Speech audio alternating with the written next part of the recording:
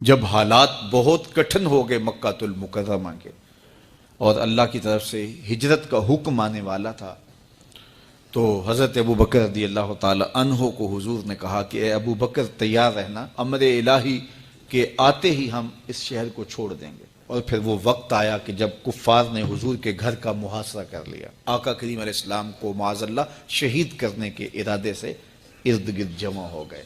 آقا کریم علیہ السلام نے ہاتھ میں خاک پکڑی اور سورہ یاسین پڑھتے ہوئے ان کی آنکھوں میں جھونکتے ہوئے حضور گزر گئے اور انہیں پتہ بھی نہ چلا، اور وہ مکان کا محاصرہ کیے ساری رات کھڑے رہے۔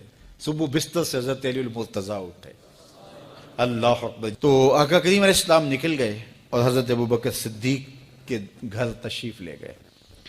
اب دروازے کو دستک دینے لگے تو آواز آئی، حضور میں حاضر ہوں۔ حضرت ابو بکر صدیق تیار کھڑے تھے، تو کہا ابو بکر تم تیار ہو؟ کہا حضور آپ نے کہا نہیں تھا کہ تیار رہنا، کبھی ہجرت کا حکم آ سکتا ہے تو میں تو اس دن سے ہی تیار رہتا ہوں کہ کب حضور آئیں اور جو فرمائیں میں وہی کروں۔ اور پھر وہاں سے لے کے حضور کو وہاں تک گئے، اور جبل سور کی چوٹی پر وہ غار ہے، اللہ اکبر، اس غار میں جانے سے قبل حضور کو باہر بیٹھنے کا کہا۔ عرض کی حضور ذرا میں غار کے اندر کے ماحول کا جائزہ لے لوں۔ غار کے اندر اترے، پہلے اس کو صاف کیا غار کو، پھر دیکھا جگہ جگہ سوراخ تھے، تو اپنا امامہ پھاڑ کے قمیض اتار کے اس کے ٹکڑے کر کے ان سوراخوں میں کپڑا دے دیا۔ دو سوراخ ایک روایت کے مطابق، اور ایک روایت کے مطابق ایک سوراخ بچ گیا، اس میں اپنی ایڑی رکھ دی، اور پھر آواز دی جان عالم اندر تشریف لائیے۔ تو آقا کریم علیہ السلام غار میں چلے گئے، تو سیدنا صدیق اکبر رضی اللہ تعالی عنہ نے اپنی گود میں آپ کا سر رکھا اور حضور لیٹ گئے۔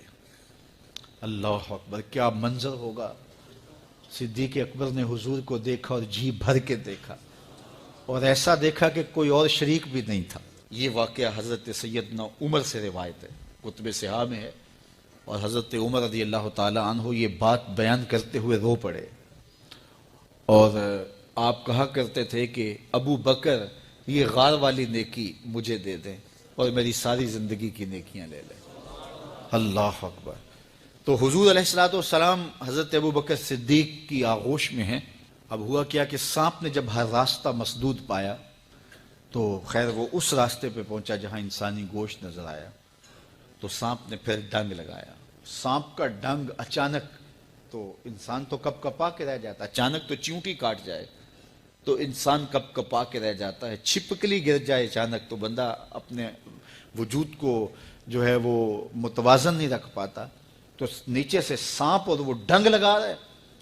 لیکن لفظ سنیے، یہ حضرت عمر کی روایت ہے کہ حضرت سیدنا صدیق اکبر نے اپنی ٹانگ کو جنبش نہیں آنے دی، مخافت ان یتنبہ رسول اللہ، اس ڈر سے کہ کہیں حضور بیدار نہ ہو جائے۔ ساری توجہ ادھر رہی، بے اختیار آنکھوں سے آنسو ڈھلک پڑے، درد کی شدت اتنی تھی، اور آنسو گرے تو حضور کے رخسار پہ۔ آقا کریم بیدار ہو گئے۔ بیدار ہوتے ہی میرے حضور نے کہا، مالک یا ابا بکر، ابو بکر کیا ہوا؟ تو یہ ہوتی ہے ہنگامی صورتحال۔ ہنگامی صورتحال میں کسی کو پکاریں یا کسی کو کوئی جواب دیں تو مروجہ آداب کی رعایت کے ساتھ جو لفظ بولے جاتے ہیں وہ ترک کرنے پڑتے ہیں۔ اس مائک میں کرنٹ تھا، تو میں قریب ہونے لگا، تو آپ نے مجھے متنبہ کرنا تھا، تو میرے ساتھ آپ بہت پیار کرتے ہیں، بہت محبت کرتے ہیں، تو آپ نے اگر مجھے یہ بتانا ہو کہ اس میں کرنٹ ہے اور اگر آپ نے منہ قریب کر لیا تو آپ کو نقصان پہنچ سکتا ہے، تو میرے نام کے ساتھ 20 القاب لیں گے؟ آپ نہیں لیں گے، آپ جلدی جلدی جو ہے وہ مجھے کہیں گے جناب یہاں کرنٹ ہے، تو میں یہیں سے رک جاؤں گا۔ یہ تو ہے کہ آپ میرے لیے کر رہے ہیں، اور اپنے لیے کسی کو پکاریں تو پھر بھی یہی بات ہے۔ اللہ اکبر۔ اب حضور نے جب کہا نا مالک یا ابا بکر، ابو بکر کیا ہوا، تو اب ہنگامی صورتحال تھی نا، تو فوراً کہتے لدغتو، ڈسا گیا، مجھے سانپ نے ڈس لیا، فوراً یہ کہتے نا۔ لیکن حضرت ابو بکر تیری محبت پہ قربان، کائنات میں آپ نے ایسا عاشق نہیں دیکھا ہوگا، سانپ ڈنگ پہ ڈنگ لگا رہا ہے اور ٹانگ شل ہو گئی ہے، زہر سرایت کر گیا ہے۔ حضرت ابو بکر نے جواب دیا، لدغتو فداکا امی و ابی یا رسول اللہ، حضور میری ماں بھی آپ کے قدموں پہ قربان، میرا باپ بھی آپ کی راہوں پہ نچھاور، مجھے سانپ نے ڈس لیا ہے۔ تو اس مشکل وقت کے اندر بھی ادب کا کرینہ نہیں چھوڑا۔ جب معراج کا واقعہ ہوا تو یہ بہت عجیب و غریب واقعہ تھا. تو آقا کریم نے جب اعلان کیا کہ بتایا کہ اللہ نے یوں مجھے خلوتوں میں بلایا، تو قریش نے سمجھا کہ اس سے بڑھ کر اور موقع کیا ملے گا پراپیگنڈے کا. تو کہا ابو بکر کوئی نئی بات سنی ہے؟ کہا تم سنا دو. کہا اگر کوئی کہے کہ رات کی مختصر تنہائی میں مسجد حرام سے مسجد اقصیٰ تک پہنچا ہوں، پھر وہاں سے واپس بھی آ گیا ہوں، تو بات ماننے میں آتی ہے؟ آپ نے برجستہ کہا بالکل ماننے میں نہیں آتی. اتنے مختصر وقت میں مسجد اقصیٰ جائے اور پھر پلٹ کے بھی آ جائے، کم از کم 2 ماہ چاہیے. 1 مہینہ جاتے ہوئے لگتا ہے، 1 مہینہ آتے ہوئے لگتا ہے. کوئی چھو کے بھی آئے تو 2 ماہ چاہیے. تو سمجھا کہ لوہا خوب گرم ہو گیا، اب چوٹ ٹکانے پہ بیٹھے گئے. کہا ماننے میں نہیں نہ آتی؟ کہا بالکل نہیں ماننے میں آتی. تو کہا پھر تیرا یار ہی تو کہتا ہے. تو حضرت ابو بکر صدیق نے فرمایا وہ واقعی کہتے ہیں؟ ہاں انہی کا کہنا ہے. تو حضرت ابو بکر بولے لئن قالہ فقد صدق فاصدقہ، اگر انہوں نے کہا ہے تو سچ کہا ہے، میں تصدیق کرتا ہوں. کہا ابھی تو تم کہہ رہے تھے کوئی کہے تو ماننے میں نہیں آتا. کہا کوئی کہے تو اب بھی نہیں مانوں گا، وہ اس سے بھی عجیب کہے تو مان لوں گا. اللہ اکبر. فَبِذَلِكَ سُمِّيَ صدیق. علماء نے لکھا یہ وہ وجہ تھی جس کی وجہ سے آپ کو صدیق پکارا جانے لگا. معراج کی تصدیق کی اور صدیق کہلائے. صدیق تصدیق سے بھی ہے، اور ساری زندگی آپ نے جھوٹ زبان پہ نہیں آنے دیا. آپ کی طبع میں جو صداقت رچی بسی تھی، بلکہ ایک مشکل وقت آیا آپ پر.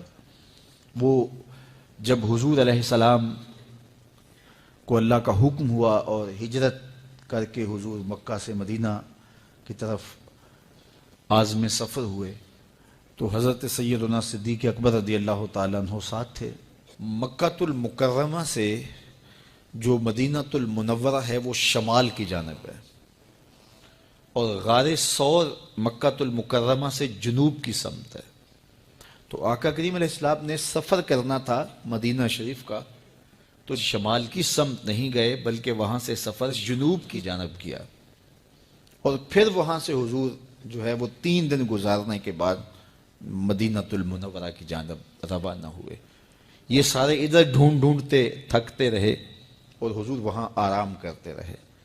اور 3 دن کے بعد جب ڈھونڈ کے ان کو کچھ نہ ملا تو آقا کریم وہاں سے نکلے اور سیدھا مدینۃ المنورہ کی جانب عازم سفر ہوئے. انہوں نے 100 سرخ اونٹ حضور کی گرفتاری کے لیے انعام رکھا ہوا تھا.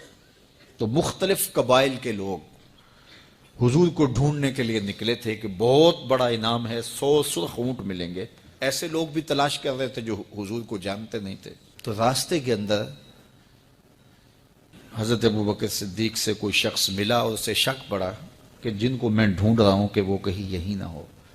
تو اس نے حضرت ابوبکر صدیق سے پوچھا آپ کا نام؟ تو انہوں نے کہا میرا نام عبداللہ ہے، ابو بکر ہوں. تو اس نے پھر حضور کا پوچھا. اب حضور کو وہ ڈھونڈ رہے ہیں. آج امتحان آیا نا، صدیق اکبر کی صداقت کا امتحان آ گیا اور عشق کا امتحان آ گیا. اگر کہیں یہ حضور ہیں تو عشق گوارا نہیں کرتا کہ یہ گرفتاری عمل میں آئے، اور اگر کہیں کہ یہ حضور نہیں ہیں تو ابو بکر صدیق کیسے رہیں گے. آج کل تو وہ سڑکیں بن گئی ہیں اور سائن لگے ہوئے ہیں، آپ اکیلے یہاں سے نکلیں تو جہاں جانا چاہیں خود جا سکتے ہیں. اس وقت تو پہاڑی راستے ہوتے تھے، یا تو لوگ قافلوں کے ساتھ چلتے تھے، اور اگر کسی کو ہنگامی طور پہ اکیلے جانا پڑتا تو وہ گائیڈ ساتھ لیتا جو راستے بتاتا. اس کو عربی میں ہادی کہتے ہیں. ہادی، رہنما، گائیڈ جو راستہ بتاتا. تو حضرت ابوبکر صدیق سے اس نے پوچھا یہ کون ہے آپ کے ساتھ؟ تو حضرت ابوبکر صدیق بولے ھذا ہادی یہدینی الی صراط المستقیم، یہ میرا ہادی ہے جو مجھے سیدھی راہ پہ چلا رہا ہے. تو وہ سمجھا یہ وہ والا ہادی ہے.